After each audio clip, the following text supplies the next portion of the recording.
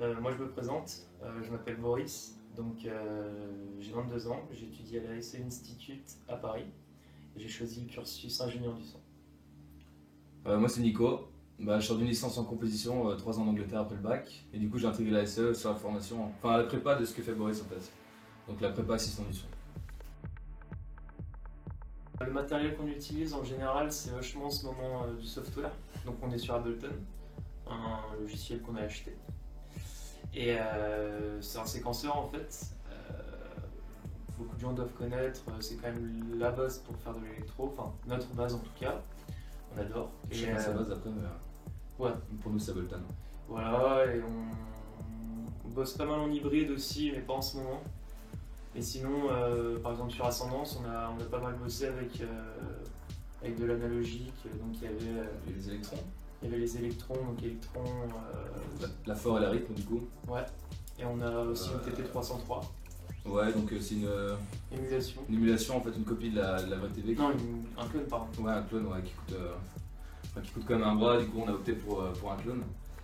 Mais je crois que dans l'ascendance, non, c'était plutôt le software, c'était la BL. Mais bon, on s'en sert quand même pour d'autres sons qui sont, quand on veut les vrais motifs TB, on s'en sert.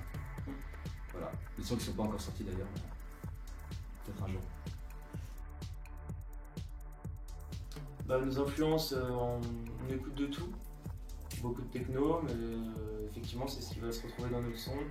Donc après on va pas mal pêcher du côté de Recondite, enfin c'est le genre d'artistes qu'on adore, Men Against. Trent Moller aussi, Ouais, Trent Moller pas mal, effectivement. Laurent Garnier. Beaucoup de classiques, de toute façon on va tout écouter, et écouter tous les styles. Après, c'est pas qu'on va piocher, mais juste ça va se ressentir dans notre musique. Après, on sait qu'on va toucher pas mal d'artistes, puisqu'on va par exemple utiliser énormément de TB303. Donc là, à partir de ce moment-là, et de la manière dont on l'utilise, dans le sens mélodique et non groovy du terme. C'est plus dans la généralité que Ça va être certains vachement- artistes en particulier, quoi. Ouais, c'est vachement On ressenti. que c'est, ouais. Mais avec les nappes on fait souvent les nappes planantes et compagnie, du coup, ouais, c'est pour ça qu'on a cité Recondite, entre autres. Est-ce que les sons viennent naturellement? Enfin, on part pas avec une idée précise avant de commencer un son, on n'a pas une structure en tête, hein, on n'a pas tous les éléments dont on va se servir et compagnie, on est surtout dans l'optique de trouver un son ou un motif, ça peut être un riff, ça peut être un petit motif, n'importe en fait, même un rythme en fait, et dès qu'on a un élément qui nous voit, une pattern qui nous motive, on va commencer à structurer à partir de là. Mais on se donne jamais une idée précise d'un son avant de commencer. On part sur une racine, et c'est de l'arborescence derrière. C'est joliment dit. Avec les classiques, on va d'abord entamer la base avec notre métronome, on va faire un kick, pas travailler au début, enfin pas mixer rien, et effectivement après on va chercher, on va structure opérateur, donc c'est un VST d'Ableton, c'est un petit synthétiseur qui peut tout faire. Et on va expérimenter, on va chercher une sonorité intéressante comme disait Nico, et voilà. Mais ça dépend, parfois on va commencer en se disant ouais on veut tels éléments dans un son, mais on va souvent dévier, donc dans tous les cas c'est pas. C'est jamais fixe dès le départ. C'est pas du tout programmé. On va pas se dire putain et tout, on va commencer comme Parce que ça. chaque fois qu'on se dit on va commencer avec ça et ça, on finit par dévier et partir sur autre chose complètement. Donc, c'est frustrant en plus. Du coup, ouais, on a arrêté, c'est frustrant. on a arrêté de faire comme ça et on se laisse porter par la musique. On improvise et on voit. Ouais, non, c'est vrai qu'il y a souvent un contraste effectivement. Après, comment l'expliquer? Simplement dans le fait qu'on aime bien de base mettre des nappes, etc. Des mélodies. C'est ce qui fait notre marque de fabrique pour l'instant. Et après, c'est vrai qu'on va quand même rester dans une base rythmique parce que c'est ce qui nous intéresse aussi de faire danser un minimum. Faire bouger quoi, on a toujours un BPM qui va être élevé, du coup ça fait une sorte de rythme entraînant, enfin on essaie de faire des rythmes qui sont complets avec différents éléments qui vont se répondre, des sortes de questions-réponses entre les sons, des gros délais de partout et compagnie. Du coup ça fait ouais ça a plus une nappe. En fait, on va vraiment mélanger, même les pairs vont finir par avoir la même mélodie, on essaie toujours de respecter la gamme même dans les pairs. Ouais, dans les percs, avec le simpler on va prendre des percs de base et soit les détuner pour que ça passe dans la gamme, soit on va les foutre dans un simpler et les mettre sur la note directement. Dans l'ascendance par exemple c'est la partie qui est le deuxième tiers du son où ça part vraiment juste en percussion. La mélodie est une percussion en fait. Ouais c'est ça. Et du coup, ouais, C'est une autre mélodie d'ailleurs. Mais ouais. c'est une autre mélodie. Mais ça rentre dans le concept de. C'est doux, entre guillemets, doux, mélancolique au niveau des mélodies. Et effectivement, il y a ce côté un peu plus sombre. Ça permet d'avoir plusieurs phases dans un son aussi. C'est ça qui est intéressant, c'est que ça permet de Dynamiser. ouais, dynamiser et puis faire ouais, vraiment une histoire, une phase plus planante et calme, et ça va reprendre ensuite sans que ça perde son sens, quoi, parce que ça peut vite dévier et être trop contrat justement. Quel genre d'histoire? Il n'y a pas d'histoire particulière, enfin, on part jamais avec un. C'est vrai que certains sons vont nous faire penser à des choses par la suite, d'où les titres et compagnie, mais on va jamais par exemple mettre un titre en premier, enfin, on va partir plutôt sur. Enfin, oui, c'est une histoire dans le sens large du terme, quoi. On veut que ce soit un petit voyage le son, mais pas. On part pas avec un film en tête non plus, quoi. Bah, le film se crée au fur et à mesure en fait. C'est ça. Enfin, moi pour ma part et pour Nico aussi, je sais que c'est comme ça. Les images vont aller au fur et à mesure. De toute façon, c'est toujours plus ou moins les mêmes images dans le sens où on va vachement se retrouver dans la nature, etc. Ou dans des usines un peu. Ouais. Enfin, moi, dans ce que je vois, et le son va se construire et on va évoluer comme s'il y avait un personnage qui, par exemple, se faisait poursuivre. C'est le mélange en fait, pour revenir au contraste, c'est un peu ça, Ouais. on mélange le côté planant, nature, évasion et le côté industriel. Genre, les sons phasants un peu raw, quoi. Voilà.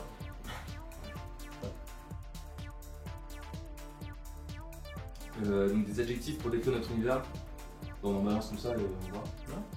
Moi, pour moi c'est planant, entraînant et troisième je dirais le deep. Oui, bah, enfin, t'as certains trucs quoi. Après, ouais, sombre. Sombre aussi, ouais. Sombre. Enfin, tout ce que les gens peuvent nous dire, que ce soit nos parents, etc., qui n'ont pas forcément l'habitude d'écouter ce type de musique, c'est parce qu'ils vont se retrouver à la radio, etc., qui sont ma soeur ou des trucs comme ça. Et c'est sombre qui revient. Ouais, Ouais, c'est sombre qui revient le plus souvent. temps sombre, un peu. Enfin, ça nous appelle pour savoir si on va bien ou pas quand on sort des tracks. Mais bon, voilà, vraiment, c'est les adjectifs principaux qui ressortent et qu'on ressort aussi au final, parce que c'est vrai que c'est un petit côté un peu. C'est les sonorités qui nous intéressent, donc Ouais, c'est vrai. voilà.